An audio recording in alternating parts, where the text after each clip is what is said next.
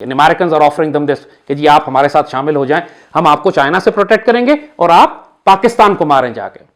हिंदुत्व मोदी के लिए, Hindu RSS Zionist के लिए ये तो एक ड्रीम कम ट्रू वाली बात है, एक ख्वाब हकीकत में तब्दील हो रहा है कि ये अमेरिका के जरिए पाकिस्तान के खिलाफ एक बड़ी जंग मुसल्लत करवा सकते हैं। इंडिया एक खौफनाक कन्वेंशनल जंग की तैयारी कर रहा है। उनको मालूम है, क्योंकि उनको ये मालूम है, ये बात अमेरिकन ने भी तसल्ली दे दी है कि हम पाकिस्तान पर इतना प्रेशर रखेंगे कि बात न्यूक्लियर थ्रेशोल्ड तक नहीं जाएगी।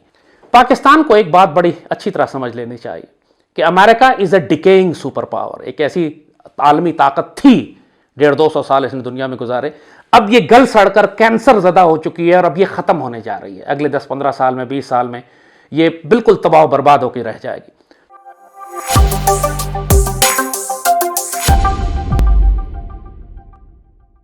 हेलो दोस्तों, स्वागत है आपका आपके अपने YouTube चैनल पर। हम हमेशा आपके लिए अपने पड़ोसी मुल्क पाकिस्तान से कुछ ज़रूरी खबरों का एक संग्रह लेकर आते हैं और आज हम उसी कड़ी में आगे बढ़ते हुए लाल टोपी क्रॉनिकल के नाम से एक नया प्रोग्राम शुरू कर रहे हैं, जिसमें हम पाकिस्तान के so called defence analyst Zaid Hamid की कुछ गुफ्तगू लेकर आएंगे।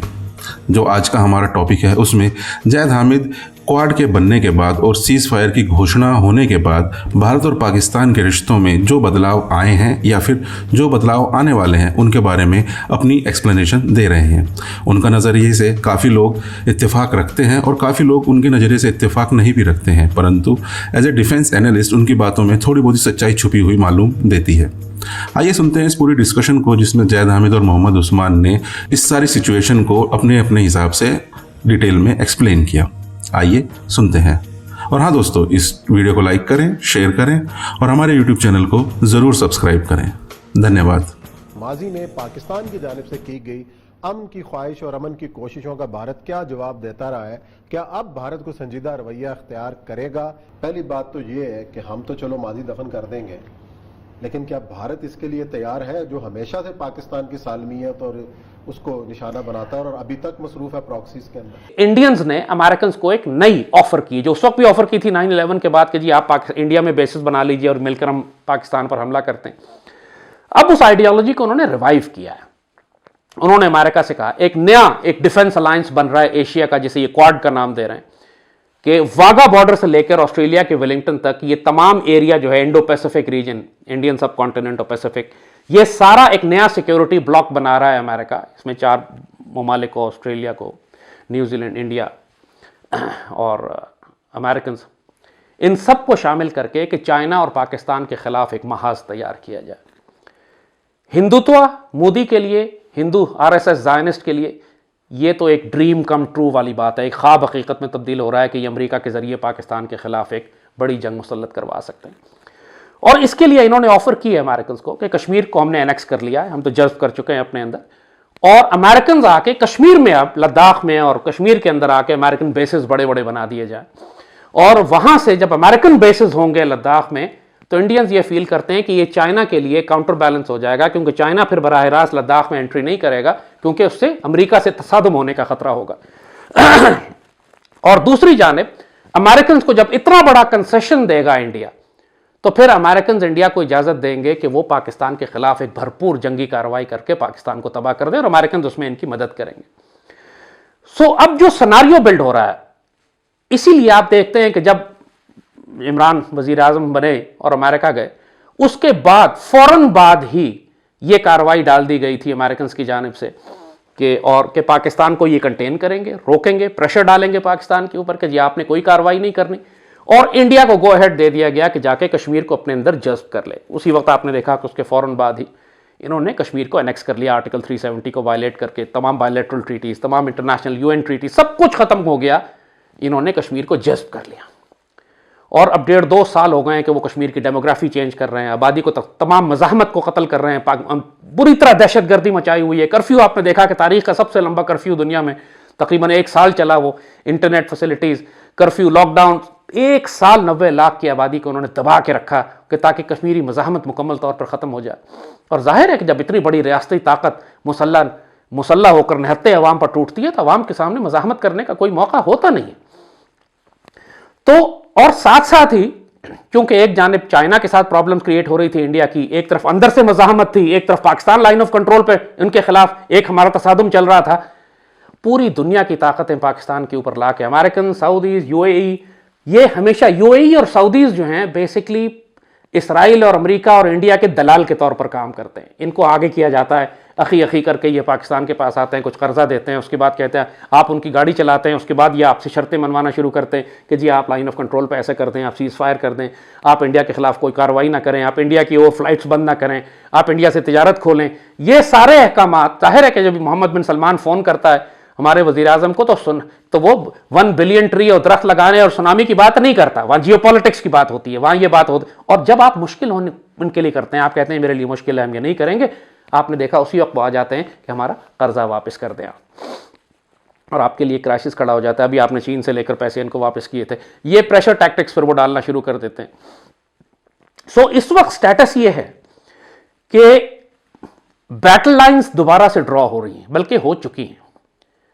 इंडिया टोटली अमेरिकन कैंप में, और यह फैसला हो चुका है कि चाइना को कंटेन करने के लिए लद्दाख में और मकबूजा कश्मीर के इलाकों में अमेरिकन मिलिट्री बेसेस बनाए जाएंगे, जिसकी वजह से जाहिर है कि चाइना से उनका तसादुम होने का अंदेशा ज़रूर है, लेकिन एक कॉशन इंपोज हो जाएगा चाइना पे भी कि जिस तरह उन्होंने इंडिया को मारा था कि इस तरह वो अमेरिकन को नहीं मार सकते। जाहिर है न्यूक्लियर जंग शुरू हो जाएगी, और दोनों मुल्क अगर न्यूक्लियर जंग का रिस्क लेना चाहते हैं तभी ऐसा होगा। इंडिया को तो ठोक दिया उन्होंने, डंडों से आके मारा, पूरी इंडियन आर्मी को साफ कर दिया, कई 100 किलोमीटर के एरिया पे कब्जा कर लिया, मगर जाहिर है कि यह कार्रवाई अमेरिकन के साथ नहीं डाली जा सकती। लिहाजा अगर फ्रंट लाइन पे अमेरिकन बेसिस होंगे तो ये इंडिया के लिए बहुत बड़ी सिक्योरिटी बन जाएगी, प्रोटेक्शन होगी, और इंडिया फारिग हो जाएगा तसल्ली से पाकिस्तान के खिलाफ एक भरपूर जंगी कार्रवाई करने के लिए। इसीलिए जो बाइडन ने अफगान तालिबान से 6 माह मजीद मांगे हैं, उसने कहा हमें 6 माह का अरसा दीजिए, हम फैसला करते हैं, हम रखते हैं, उसके बाद हम अपने बेसिस निकालेंगे, क्योंकि ये वो टाइम है कि जो इनको चाहिए कश्मीर को तैयार करने के लिए, उन लॉजिस्टिक्स और सप्लाईज एंड बेसिस कंस्ट्रक्शन चीज़ें देखने के लिए कि किसी तरह हम अपने आप को अफगानिस्तान से निकालकर कश्मीर में ले जाएं, जो ज़्यादा सिक्योर एरिया है, जहां बकौल अमेरिकन कोई रेजिस्टेंस नहीं मिलेगी उनको उस तरह की जैसे अफगानिस्तान में मिल रही है। क्योंकि अफगान तालिबान तो उन पर रोज़ रॉकेट मारते हैं, रोज़ एम्बुश करते हैं, रोज़ उन पर अटैक करते हैं। कश्मीर में ऐसा कोई थ्रेट अमेरिकन को नहीं होगा कि लोकल पॉपुलेशन उनके ऊपर हमले करना शुरू कर दे। So that's a better base area for them. So इस वक्त पाकिस्तान के लिए एक बहुत बड़ा क्राइसिस खड़ा हो गया है। अमेरिकन शदीद प्रेशर है पाकिस्तान के ऊपर कि आप चाइनीज कैंप छोड़कर अमेरिकन कैंप में चले जाएं। इस वक्त पाकिस्तान के साथ इन्होंने वही कर दिया है जो 1988 में इन्होंने किया था कि जब अफगान जिहाद चल रहा था तो इनको हमारी जरूरत थी, ये हमें हर दफा लिख के भी देते थे कि पाकिस्तान एटमी हथियार नहीं बना रहा, फिर हमें F-16 भी दिए, मैंने इक्विपमेंट भी दिया, लेकिन जैसे ही अफगान जिहाद खत्म हुआ इन्होंने हमारे खिलाफ उस वक्त प्रेसलर अमेंडमेंट और पता नहीं क्या क्या अमेंडमेंट्स लगा दी कि जिसके तहत पाकिस्तान पर पाबंदियां लगा दी गई थी। अब चूंकि अफगानिस्तान की जंग अपने अख्ताम की तरफ जा रही है, अमेरिकन वहाँ से निकलने की बात कर रहे हैं, अफगान तालिबान जो हैं वो अभी भी अमेरिकन के साथ निगोशिएट करके उनको रखने पर राजी नहीं है, लिहाजा अब अमेरिकन के लिए अफगानिस्तान की अहमियत कम हो गई है, नतीजतन पाकिस्तान की अहमियत बिल्कुल ख़त्म हो गई है। अब सिर्फ इतनी अहमियत रह गई है पाकिस्तान की को सिर्फ इंगेज करके रखना चाहते हैं, कोशिश कर रहे हैं, प्रेशर डाल रहे हैं कि पाकिस्तान चाइनीज कैंप से निकाल कर आप इसको अमेरिकन कैंप में दोबारा ले जाएं। So this is where we stand today. Pakistan को एक बात बड़ी अच्छी तरह समझ लेनी चाहिए कि America is a decaying super power, एक ऐसी आलमी ताकत थी 150-200 साल इसने दुनिया में गुजारे, अब ये गल सड़कर कैंसर ज़दा हो चुकी है और अब ये ख़त्म होने जा रही है। अगले 10-15 साल में, 20 साल में ये बिल्कुल तबाह बर्बाद होकर रह जाएगी। जो फ्यूचर है वो एशिया का है, आसिया या यानी हिमालय के चश्मे उबलनामा इकबाल का जो शेर था कि गरा ख्वाब चीनी संभलने लगे, हिमालय के चश्मे उबलने लगे, खोल आंख ज़मीं देख, फलक देख, फ़ज़ा देख, मशरक़ से उभरते हुए सूरज को ज़रा देख। अब तो राइज ऑफ द ईस्ट, मशरक़ की ताकतों के उठने का वक्त है। तो पाकिस्तान को अगर मिलिट्री अलायंसेस बनाने हैं तो लाजमन हमने अपना ईस्टर्न और इस्लामिक ब्लॉक के साथ, ईस्टर्न ब्लॉक हमारा रशिया और चाइना है, इस्लामिक ब्लॉक हमारा टर्की है। जहाँ तक सऊदी अरब और यूएई वगैरह का ताल्लुक है, ये अपॉर्चुनिस्ट हैं, हमें इस्तेमाल करते हैं, इनके साथ हमारा एक लव हेट रिलेशनशिप चलता है, लेकिन ये हमारे लिए कभी जान कुर्बान नहीं करेंगे, कभी स्टैंड नहीं लेंगे। और एज पर टुडेज जियोपॉलिटिक्स ये टोटली इसराइली कैंप में खड़े हुए हैं, लिहाजा इन पर एतबार भी नहीं किया जा सकता। सो इस वक्त गलती की गुंजाइश नहीं है। इंडिया एक खौफनाक कन्वेंशनल जंग की तैयारी कर रहा है, उनको मालूम है, क्योंकि उनको ये मालूम है, ये बात अमेरिकन ने भी तसल्ली दे दी है कि हम पाकिस्तान पर इतना प्रेशर रखेंगे कि बात न्यूक्लियर थ्रेशोल्ड तक नहीं जाएगी और जंग कन्वेंशनल रहेगी। और इंडियन वॉर स्ट्रैटेजी वो अपने दूसरे प्रोग्राम में डिस्कस भी कर चुके हैं कि वो यही है कि इतनी तेजी से पाकिस्तान में दाखिल हो कि अर्बन सेंटर्स में दाखिल हो जाएं, क्योंकि हमारे सारे शहर इंडियन बॉर्डर्स के साथ जा चुके हैं। DHA जो है हमारा लाहौर में DHA 6 वो तो BRB नहर तक आ चुका है तकरीबन। So Indians are so close to our urban centres के वो एक दफ़ा हमारे शहरों में दाखिल हो गए तो फिर हम टैक्टिकल न्यूक्स भी यूज नहीं कर सकेंगे, जो हमारी तमाम डॉक्ट्रिन जिस पे रिलाय कर रही है। सो इंडियंस ने काउंटर डॉक्ट्रिन बना ली है हमें न्यूट्रलाइज करने के लिए, एक कोल्ड स्टार्ट जो अर्बन वॉर की तरफ जाएगा। लेकिन उसके लिए जो एनवायरमेंट है, जो अम्ब्रेला प्रोटेक्शन उनको चाहिए, वो क्वाड में उनको मिल रही है। Americans are offering them this कि जी आप हमारे साथ शामिल हो जाएं, हम आपको चाइना से प्रोटेक्ट करेंगे और आप पाकिस्तान को मारें जाके। जैसे कहते हैं कि Indians want to fight Pakistan to the last American, यानी आखिरी अमेरिकन सिपाही तक वो पाकिस्तान से लड़ना चाहते हैं। So this is where we stand. गलती की गुंजाइश नहीं है। पाकिस्तानी फॉरेन ऑफिस को, हमारी आर्म फोर्सेस को, जीएसयू को और पाकिस्तान आर्मी को बहुत स्ट्रेंथ के साथ इस वक्त अपनी पॉलिसी डिसाइड करनी है, अपनी तकदीर खुद डिसाइड करनी है। अगर आप यूएई और सऊदी अरेबिया को इजाजत देंगे कि पाकिस्तान की फॉरेन पॉलिसी चलाएं और उस किस्म के सस्पेक्ट्स होंगे आपके फॉरेन ऑफिस में जैसे आज बैठे हुए हैं, तो फिर अल्लाह ना करे पाकिस्तान को शदीद नुकसान पहुंच जाएगा।